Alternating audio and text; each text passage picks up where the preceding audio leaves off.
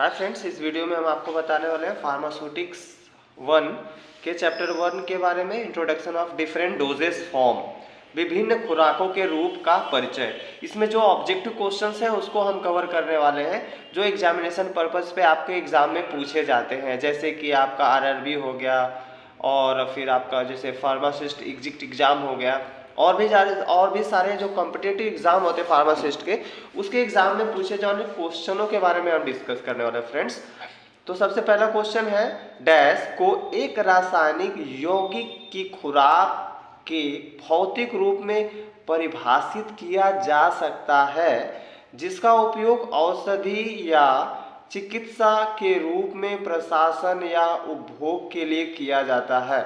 Option number A है खुराक के रूप में, तरल रूप में, ठोस रूप में और गैसीय रूप में। तो सबसे पहला जो क्वेश्चंस का आंसर है खुराक के रूप में, रूप को एक रासायनिक यौगिक के रूप में देखा जाता है या परिभाषित किया जाता है। निम्नलिखित में से कौन सा, मतलब कि निम्न में से जो डिफरेंट जो इसमें ऑप्शन दिए हैं, इसमें से कौन मूत्रमार्ग की खुराक के रूप में है।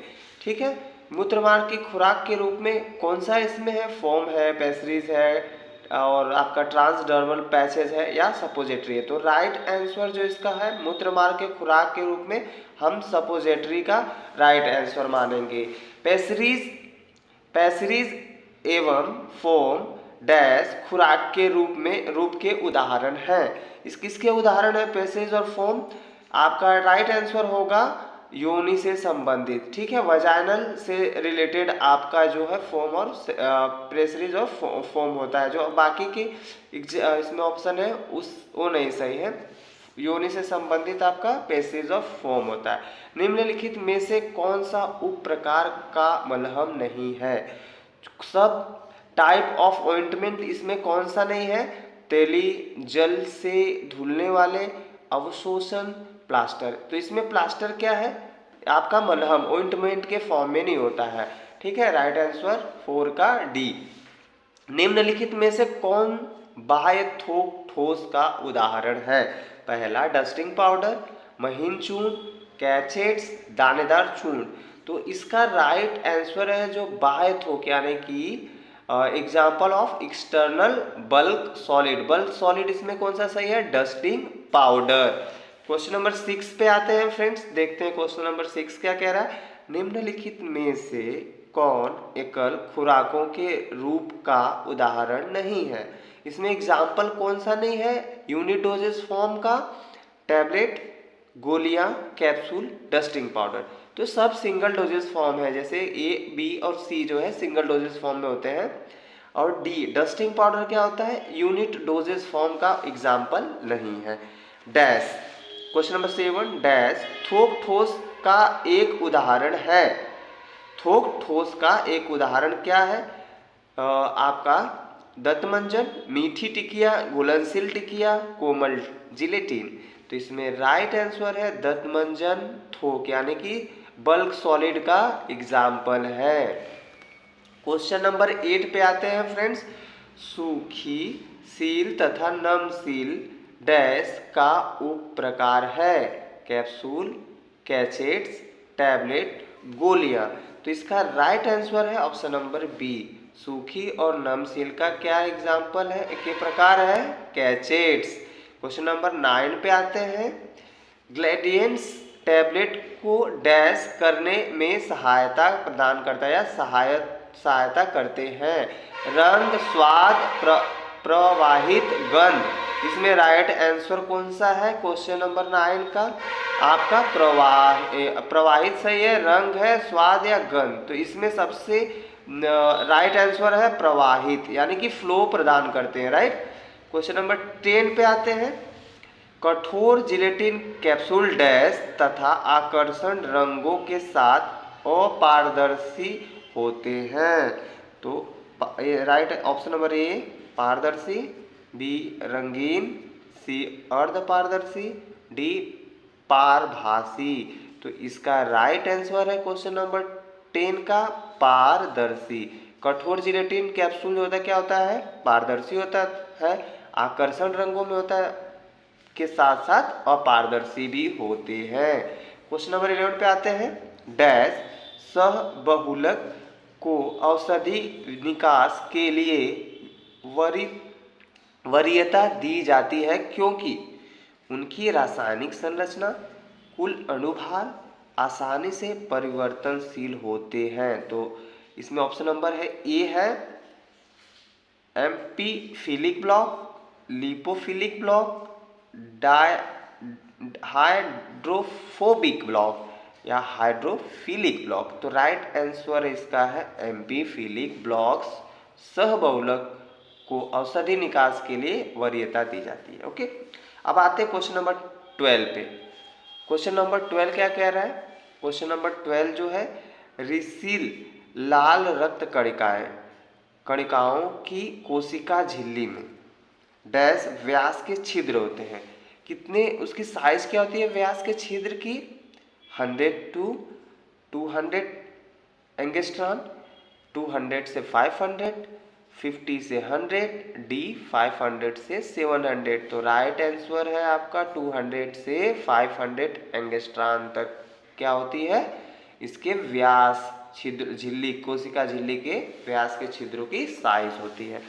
अब आते हैं क्वेश्चन नंबर आपके 13 पे। डैश कृत्रिम प्रोटीन है जिनमें एकल प्रतिजन की विशिष्टता होती है। ठीक है, अब इसका राइट आंसर क्या होगा? पहले ऑप्शन देख लेते हैं। लिपिड ए, बी मोनोक्लोनल एंटीबॉडीज, डेंड्रिमर या माइक्रोस्फेयर। तो इसका जो राइट आंसर है आपका मोनोक्लोनल एंटीबॉडीज होता है। ठीक है, कृत्रिम प्रोटीन जिसका एकल प्रतिजन विशिष्टता होती है। क्वेश्चन नंबर 14 पे फ्रेंड्स आते हैं। क्वेश्चन नंबर 14 क्या कह रहा है? वह प्रणाली जिसमें मौखिक मार्ग को छोड़कर, ध्यान दीजिएगा, वह प्रणाली जिसमें मौखिक मार्ग को छोड़कर किसी अन्य मार्ग से दी गई तैयार शामिल है डैश के रूप में जानी जाती है।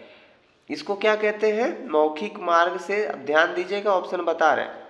ऑप्शन नंबर ए आंत्रेतर नियंत्रित, नेत्र नियंत्रित, अंतर्गर्भाशय नियंत्रित या मुखीय अवमुक्तन।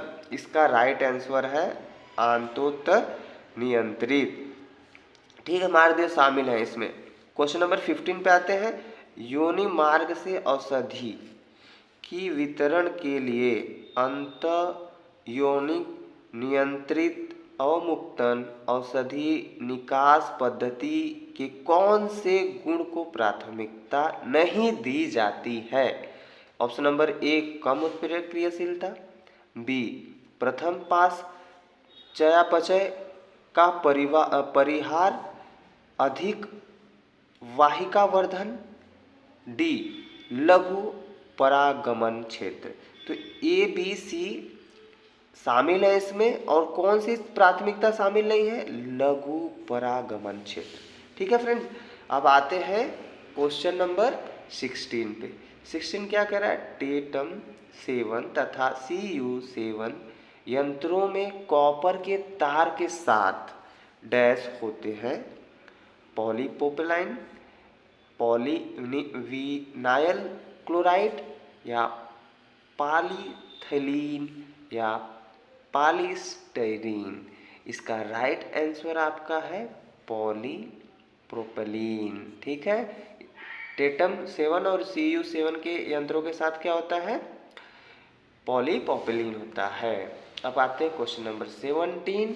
एक व्यावसायिक रूप से उपलब्ध यंत्र है जो गर्भ निरोधक हार्मोन मुक्त करता है। कौन सा यंत्र है जो गर्भ निरोधक हार्मोन मुक्त करता है?